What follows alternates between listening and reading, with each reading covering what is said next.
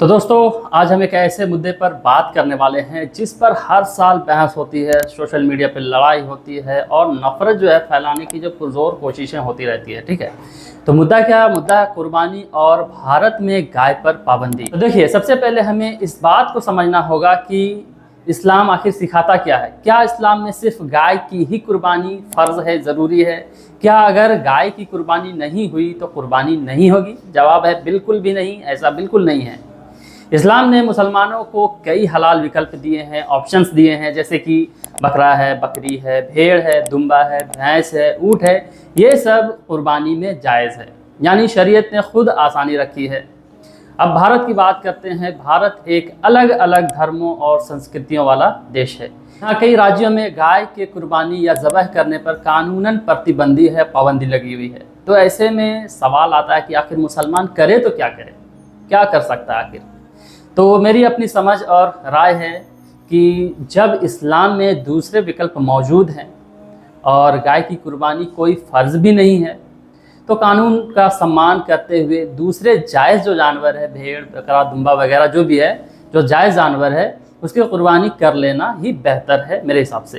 क्योंकि कुर्बानी का असली मकसद सिर्फ जानवर ही नहीं ज़बह करना है, बल्कि कुर्बानी का असली मकसद होता है अल्लाह के राह में जो है कोशिशें करना है, अल्लाह का त्याग करना है वगैरह, अल्लाह का तकवा इख्तियार करना है। जैसा कि कुरान में भी अल्लाह ताला फरमाता है अल्लाह तक न जानवर का गोश्त पहुँचता है न खून, बल्कि तुम्हारा तकवा पहुँचता है। यानी असली चीज़ नीयत है, दिल की सच्चाई है।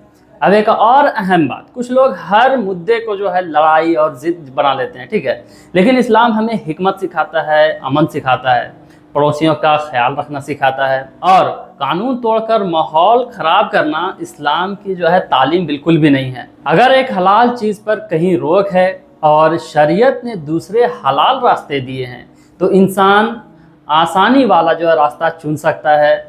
और याद रखिए, अगर किसी चीज़ को इस्लाम ने ज़रूरी और फ़र्ज़ बनाया होता तब बात अलग होती, लेकिन जब कई विकल्प हमारे पास मौजूद हैं तो समाज में अमन और भाईचारा बनाए रखना ये भी बहुत ज़रूरी और अहम है। तो मेरा मकसद किसी से बहस करना नहीं है, ना कि किसी की भावनाओं को जो है ठेस पहुंचाना है। मैं सिर्फ संतुलित और बैलेंस और समझदारी वाला बात रखना चाहता हूं।